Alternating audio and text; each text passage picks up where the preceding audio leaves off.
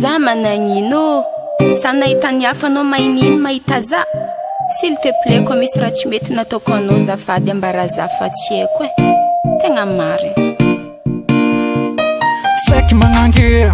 anao mivolagna zay ty zero tsy manambola fa matinzaly tsy mavanga ena amy kilo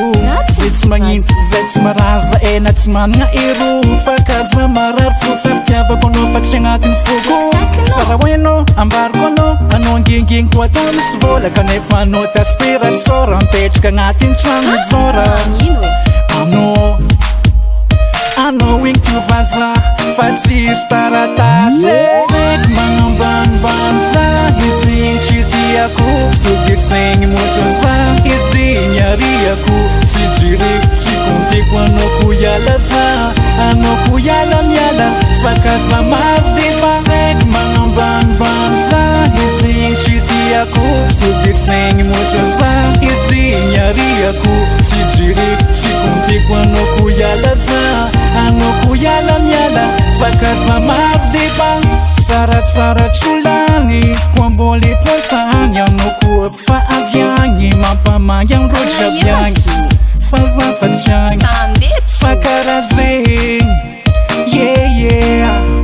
why toetrinao tsy mamely devoly fa tsy antsely anao mpanjaka ny makorely miaraka aminao ko misakirikiri regninao zegny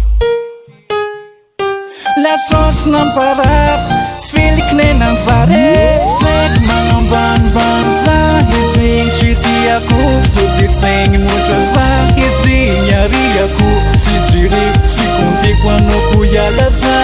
anao ko iala miala fa kaza maro defa seky magnambanimbany za izy igny tsy tiako sodiro saigny motra za izy igny ariako tsy jireko tsy kontiko anao ko iala za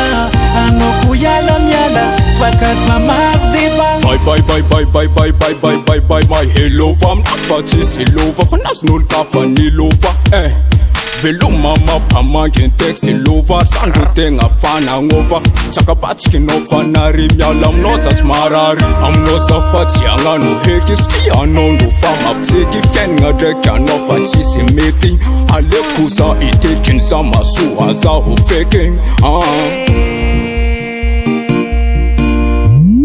seky magnambanimbany za izy igny tsy tiako sodiro saigny motra za izy igny ariako tsy jireko tsy kontiko anao ko iala za